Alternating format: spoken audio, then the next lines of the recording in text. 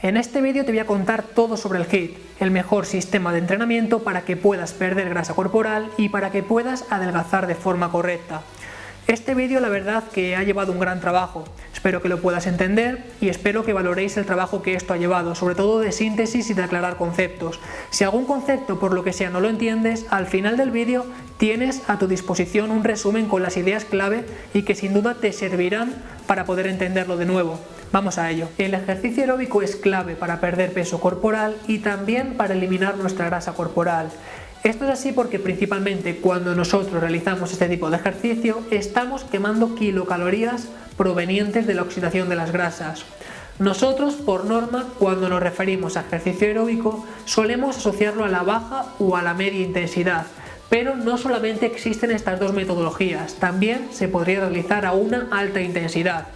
Pongamos algunos ejemplos. Por ejemplo, andar sería un ejercicio aeróbico de baja intensidad, correr sería un ejercicio aeróbico de media intensidad y el HIIT o los sprints serían ejercicios aeróbicos de muy alta intensidad.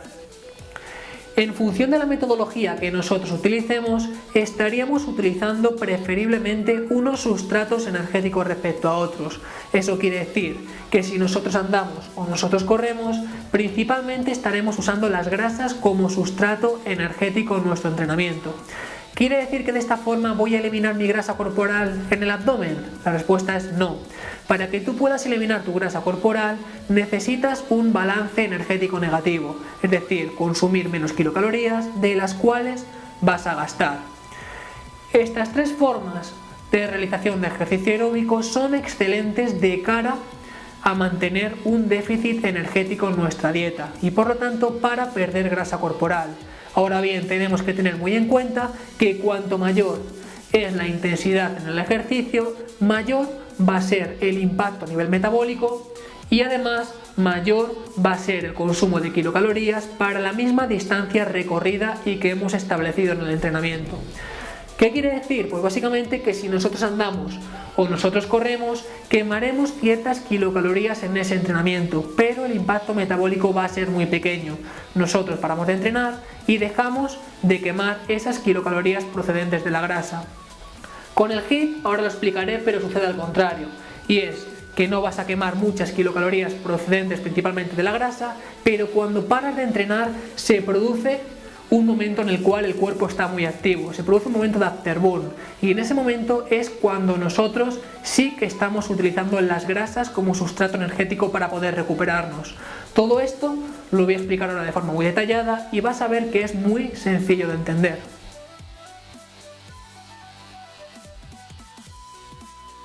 Cuando yo hablo de realizar ejercicio aeróbico de alta intensidad, ¿a qué me estoy refiriendo de forma específica?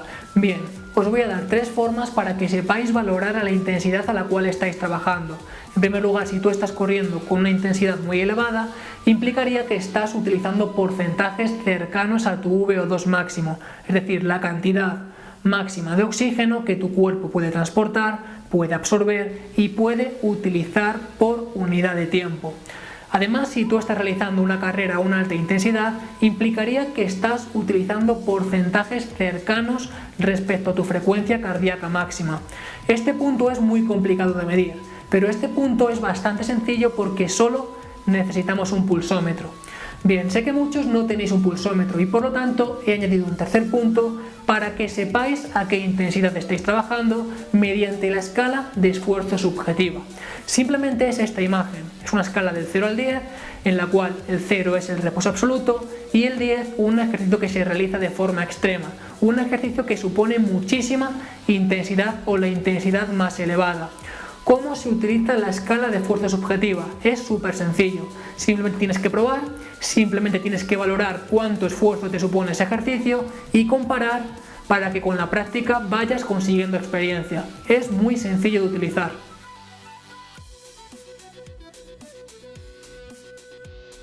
El HIIT o High Intensity Interval Training consiste en realizar ejercicio vigoroso a una altísima intensidad pero mantenida de forma breve en el tiempo. Eso quiere decir que se alternará con periodos de descanso en los cuales nos recuperaremos de forma absoluta o en los cuales mantendremos una intensidad que sea muy baja o que sea bastante moderada. Bien, es importantísimo que no confundamos el HIIT High Intensity Interval Training con el HIIT, High Intensity Power Training, que es en la metodología en la cual se basa CrossFit, es decir, ejercicio vigoroso a una alta intensidad, pero utilizando pesas para realizar este ejercicio. Os doy un par de consejos antes de continuar, unos consejos de parte del Dr. Michael Joyner, que es una eminencia en este tema. En primer lugar, siempre que quieras iniciarte en la metodología de HIIT, tienes que hacerlo de forma progresiva y adecuada a tu capacidad. Si no lo haces, casi seguro que te vas a lesionar. Y además no tienes que basarte en dogmas, es decir, que no tienes que realizar protocolos que aparentemente ya han funcionado a otra gente, sino que tienes que elegir protocolos y adecuarlos de forma progresiva, siempre en función de tus cualidades y de tus limitaciones.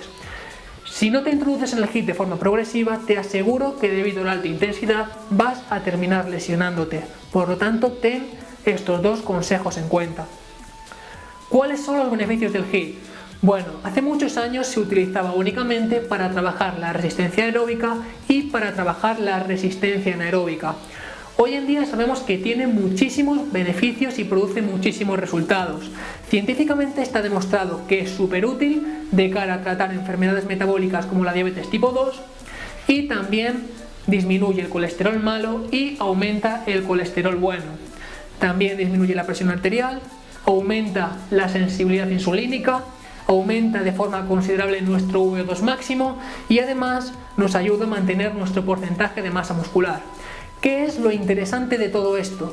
Básicamente que produce muchísimos beneficios y además es que lo produce en menos sesiones y con menor volumen de entrenamiento respecto al LISS, es decir, baja intensidad, y respecto al MISS, es decir, media intensidad. Tiene muchísimos más beneficios y además se producen en menos tiempo y con menos cantidad de entrenamiento que otras modalidades de ejercicio aeróbico, ya sea correr o ya sea andar. Algunas investigaciones han demostrado que la realización de HIIT junto con una dieta hipocalórica adecuada es clave para perder grasa corporal. Por ejemplo, en la investigación que os dejo en la descripción de este vídeo se perdió un 14% del peso corporal en 6 meses y el 90% fue una pérdida de grasa corporal. Además se consiguió mantener la masa muscular. Por lo tanto, HIIT junto con dieta hipocalórica es clave para conseguir nuestros objetivos.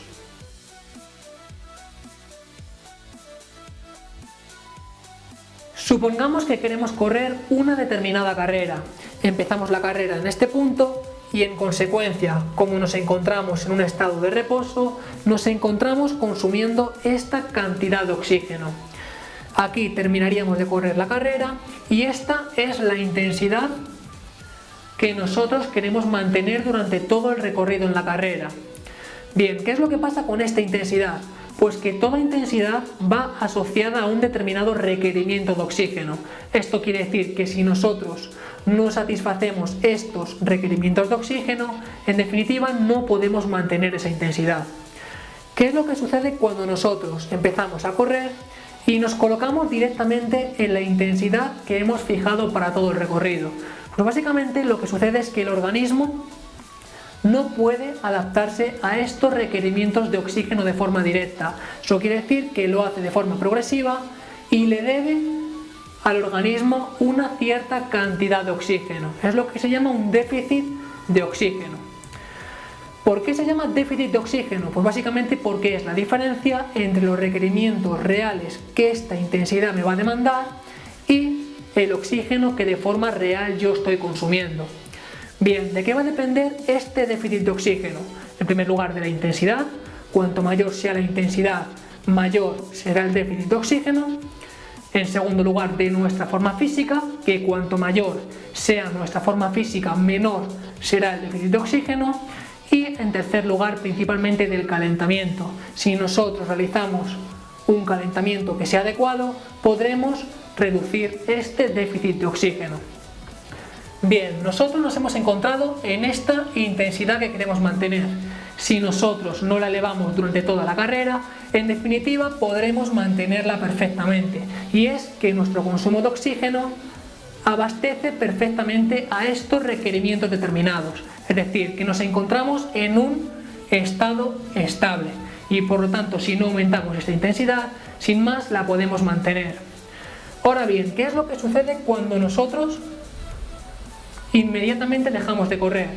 ¿Pensáis que directamente vamos a volver a nuestros valores de consumo de oxígeno en reposo? La respuesta es no.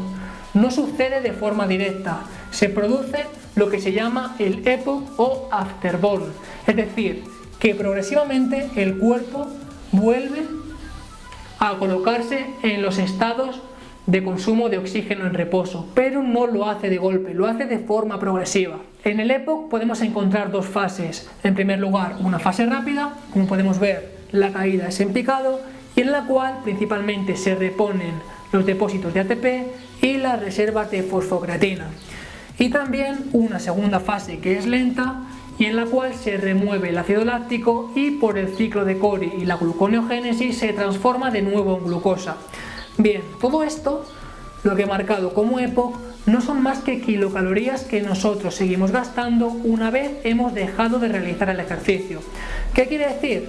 Que en función de la intensidad y en función del volumen con el cual nosotros estemos corriendo, el EPOC será más o menos pronunciado. Es decir, consumiremos más o menos kilocalorías una vez hemos dejado de realizar el ejercicio. Si nosotros comparamos el HIIT con el ejercicio de baja o media intensidad, podemos ver que sin duda el EPOC es muchísimo más pronunciado en el HIIT y por lo tanto se consumen muchísimas más kilocalorías una vez hemos parado de hacer este ejercicio. ¿De dónde provienen estas kilocalorías que nosotros seguimos quemando una vez hemos parado de realizar este ejercicio? Sin duda, de la oxidación de los ácidos grasos. Aquí he puesto tres gráficas. Se compara el efecto del EPOC en función de si trabajamos a baja intensidad, si trabajamos a media intensidad o si trabajamos con HIIT. Como podemos ver, con baja y con media intensidad, el componente EPOC es bastante más pequeño y es que nos recuperamos muchísimo antes del trabajo realizado en este ejercicio. Algunos estudios han demostrado que incluso cuando trabajamos con mucha intensidad, el EPOC se puede prolongar hasta las 48 horas siguientes. La explicación fisiológica se basa en tres puntos. En primer lugar, que cuanto mayor es la intensidad del ejercicio, mayor es la ganancia de calor que se produce en el cuerpo. En segundo lugar, que cuanto mayor es la intensidad del ejercicio, mayor es la concentración de catecolaminas en el cuerpo. Y en tercer lugar, que cuanto mayor es la intensidad del ejercicio, mayor es el vaciamiento en las reservas de fosfocreatina y por lo tanto se necesita más oxígeno para poder reemplazarlo en la fase rápida del EPOC. Cuando realizamos ejercicio aeróbico de forma continua, simplemente tenemos que tener dos cosas en cuenta. En primer lugar, la intensidad con la cual queremos trabajar y en segundo lugar, el volumen que queremos emplear en esa sesión de entrenamiento. Bien, el HIIT es completamente diferente y es que tenemos que tener muchísimos más componentes en cuenta. En primer lugar, a qué intensidad queremos trabajar, cuál va a ser la duración total de ese trabajo, cuál será la intensidad durante el periodo de recuperación entre series, cuál será la duración total de cada una de las recuperaciones entre series, cuál será el número total de series en esa sesión de entrenamiento y también qué modalidad queremos emplear para recuperarnos entre series. Pasiva, de tal forma que nos quedemos completamente quietos para recuperarnos de forma absoluta. Activa, realizando algún tipo de actividad que requiera poca demanda energética y que podamos emplear para recuperarnos. Y en definitiva, como podemos observar, planificar de forma correcta una sesión de HIIT es muchísimo más complicado que planificar una sesión de aeróbico tradicional de forma continua.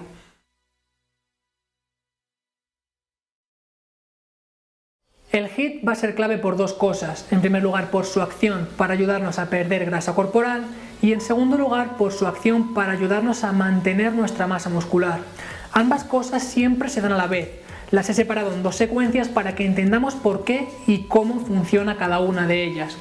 Bien, para ello vamos a comparar dos tipos de entrenamiento. En primer lugar, el HIIT, realizando 20 minutos de entrenamiento con series de 20 segundos al 150% de nuestro VO2 máximo y dejando 40 segundos de descanso entre cada una de las series, y realización de 30 minutos de ejercicio al 50% de nuestro VO2 máximo. Como he dicho, la primera secuencia es la de pérdida de grasa corporal.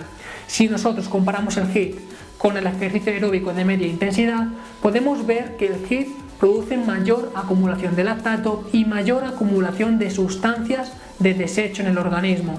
Esto lo que hace es que se tengan que eliminar por la urea mayor número de sustancias de desecho y provoca una mayor pérdida de ATP muscular, es decir, se produce un daño muscular. ¿Qué es lo que sucede? Que si nosotros queremos rellenar estos depósitos de ATP, necesitamos en definitiva un gran número de kilocalorías, y si nosotros nos encontramos en un déficit energético, se produce una pérdida de grasa corporal. Bien, la segunda secuencia es en relación a cómo ayuda a mantener nuestra masa muscular. Como he dicho, si nosotros realizamos HIIT, se produce una mayor acumulación de lactato y de sustancias de desecho en nuestro organismo. Esto lo que provoca es un aumento de las catecolaminas que tenemos en nuestro cuerpo y se produce en consecuencia un aumento de la testosterona, un aumento de la hormona de crecimiento, que además es lipolítica, ayuda a este punto anterior, un aumento del factor de crecimiento insulínico tipo 1 y además un aumento del número de células satélite que ayudarán a reservar y ayudar a este daño muscular. ¿Qué es lo que sucede? Que si nosotros juntamos la secuencia 1 en cuanto a la pérdida de peso y la secuencia 2 para ayudarnos a mantener la masa muscular, nos encontramos con que el HIIT es un sistema de entrenamiento óptimo para abarcar una pérdida de peso de forma correcta.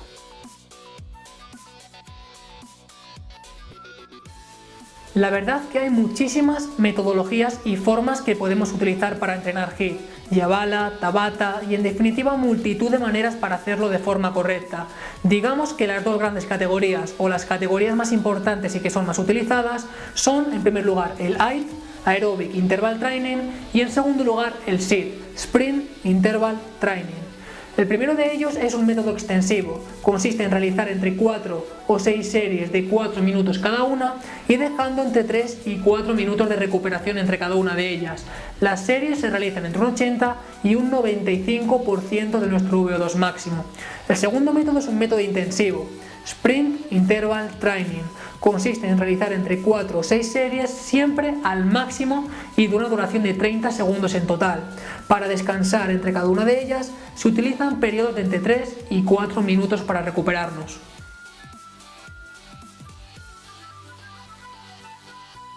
¿Cómo podemos trabajar el HIIT de forma correcta y cómo lo podemos trabajar de forma segura? Bien, hay muchísimas formas que nosotros podemos utilizar para poder trabajar el HIIT.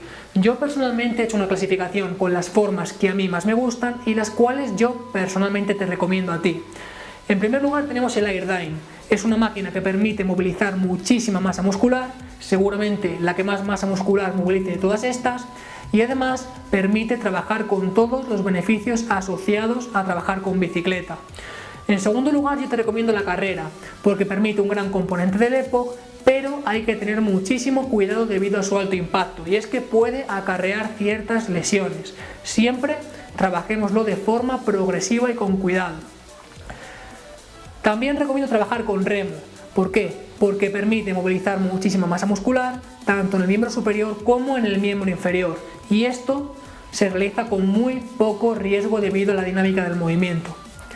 También recomiendo realizar natación. Tiene muy poco riesgo, tiene muy poco impacto, pero hay que tener cuidado. Yo personalmente hago HIIT con natación, pero cuando tenemos muchísima fatiga acumulada es bastante fácil tragar agua y atragantarse con ello, por lo tanto con ojo también. Por otro lado, te recomiendo que trabajes con bicicleta. ¿Por qué? Porque es un ejercicio que permite trabajar sin ningún tipo de riesgo, pero tiene dos problemas añadidos. En primer lugar, que solo se trabaja con la masa del miembro inferior y que normalmente las bicicletas tienen poca resistencia para que produzca un alto impacto metabólico. Por último, la elíptica es un ejercicio que se trabaja con muy poco riesgo, pero que yo personalmente no te recomiendo. Solamente lo recomiendo para personas que tengan muy poca capacidad física, porque es muy complicado acelerar de forma rápida esta máquina.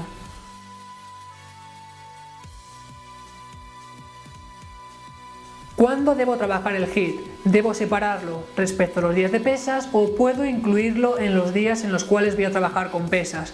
Bien, mi respuesta es que es indiferente. Principalmente va a depender de tu capacidad de adaptación y de la rutina, ejercicios y carga total que estés manejando cada uno de los días. Ahora bien, mi consejo personal es que no introduzcas el HIIT antes de una sesión de pesas, pero como digo, es indiferente siempre y cuando puedas admitir la carga total de trabajo, con las pesas y con la sesión exclusiva de HIIT.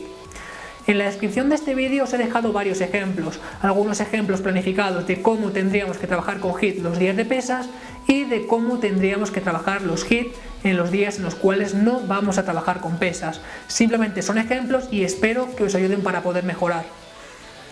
Hasta aquí todo lo que quería comentarte respecto al HIIT. Espero que te haya gustado y sobre todo espero que te sirva y lo puedas aplicar.